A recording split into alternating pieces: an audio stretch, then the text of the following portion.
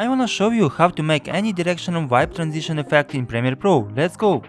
I have already added 3 video clips to my timeline.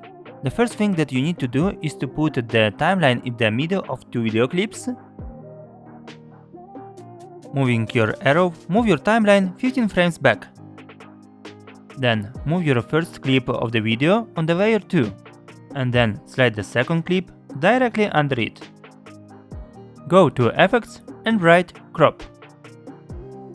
Add the crop effect to your first video clip. Come back to the Effects control, scroll down to the crop, and click on the stopwatch icon animation for whichever direction you want. I'm going to choose for a bottom top wipe effect.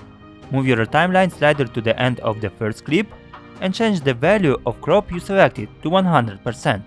Finally, expand the edge feather and increase it to 100 to soften the hard lines for our wipe effect.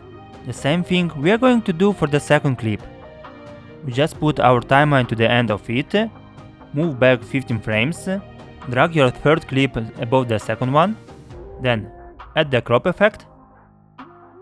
Come back to the Effects control, and under the crop, click on the right, the stopwatch icon will appear, change the value to 100, move to the end of the second clip,